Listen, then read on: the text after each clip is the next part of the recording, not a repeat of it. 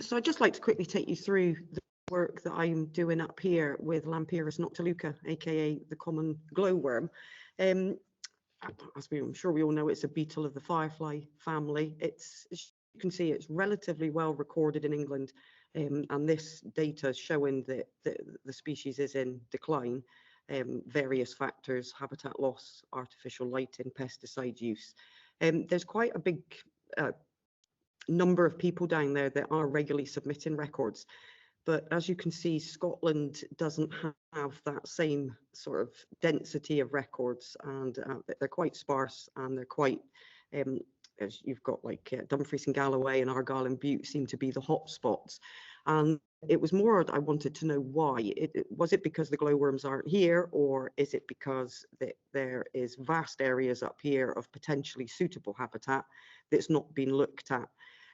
I've been finding this past 3 years that most people don't even know they exist, and there is even less people willing to go out and survey them at night with it's very little or no torchlight in remote areas, and most people, to be honest, don't really fancy that.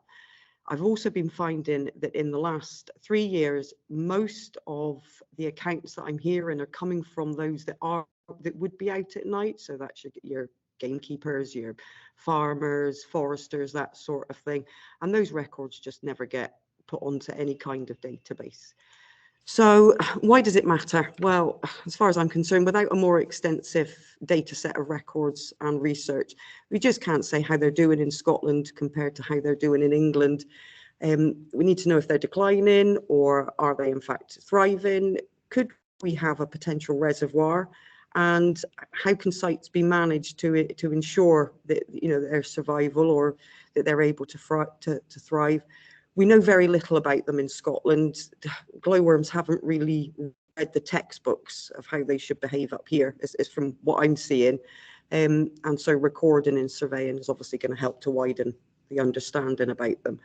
And shared knowledge is only going to help. The more we know, the more we can help them, and the more that we can link it to habitat preferences and behaviour. As with most invertebrates, they're very susceptible to environmental changes. So they're quite good indicators of land use change in current status.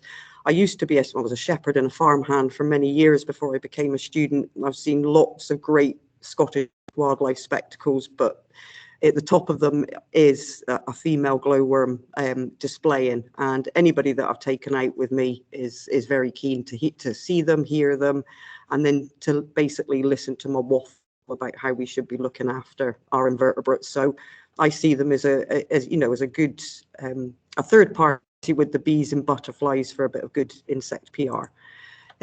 Some research so far, we do get records in sporadically. It's generally casual observations, or there is 3 or 4 of us that do go out and look for them. I tend to spend most of the summer through the glowing season camping out of my wee van, either surveying sites, assessing sites. Could there be a potential population there? I do a fair bit of PR, basically strong arming people to come out surveying with me. I also try to go through a lot of the historical and old parish records and try and revisit those sites, and if there's nothing there, try and research what's happened to that land in between the records. And then the rest of my year is spent either searching for the larvae. I do a lot of liaising with landowners, farmers, foresters, that sort of thing, managers, a lot of academics, lecturers. I think they're sick of me, to be honest. Conducting a lot of desk research, just basically trying to find out where we could find them in Scotland. You'll see by the map there that in 2.5 seasons, COVID did get in the way last year, I've only managed to cover a small area of Scotland. There's still a lot to go. I've had a couple of successes. I've reinstated a record where a landowner had thought they'd been lost, and a hill farmer that he knew he'd seen them when he was younger but thought they'd been lost, but managed to resurrect that record. And both of them and a couple of other landowners are now looking after, making efforts to look after them. I've got one site as well that managed to extend the range of the metapopulation some 3 miles away from the original record, and I've done a bit of work with training a ranger to survey their site and you know, to look for them. So the future goals is just to carry on surveying. I love surveying in the dark. What's not to love about it?